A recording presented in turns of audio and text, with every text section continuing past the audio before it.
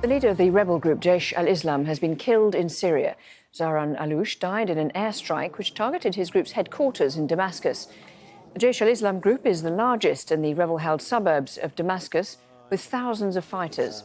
The group says its secret headquarters were targeted by what they describe as Russian planes. For more on this, I'm joined by Al Jazeera's Ahelbarra from GAZIANTEP in Turkey, just across the border from Syria. So how significant a figure was he?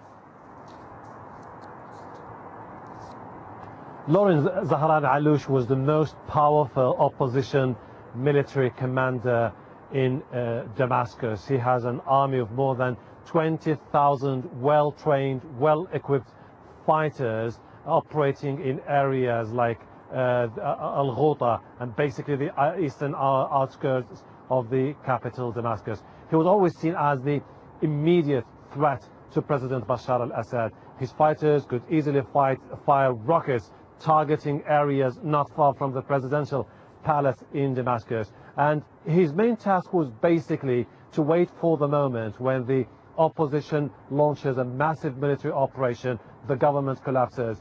Zahran ALOUSH was going to be the man to secure the capital, Damascus. That gives you an idea about the man many Syrians were putting high hopes on. They were thinking this is a man who could take over Damascus and announce the end of the era of Bashar al-Assad and the beginning of a new one. His death is definitely going to be reverberating across Syria, seen by many people I've been talking to in the last hour or so as a massive blow, a major setback for the opposition. And in terms of the international efforts to bring about a diplomatic solution in Syria, where was he going to play a part in that, if at all? Well, I've been talking to a member of the Syrian opposition, and he said that the future of the talks now hang by a thread, because they say that after the recent international push, they were hoping to see some confidence-building measures, and they were hoping that the Russians and the Syrian government would stop targeting areas across the country.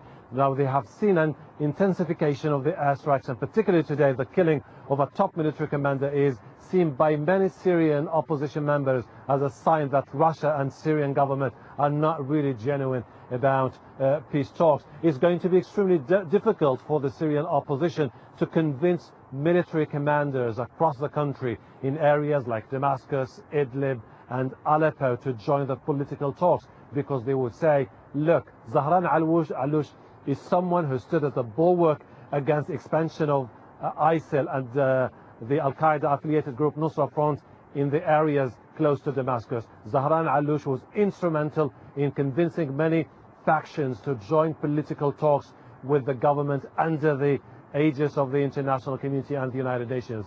And see what? He was killed by the Russians and by the Syrian government. So there is more skepticism now about the future of political talks after the death of Zahran ALOUSH.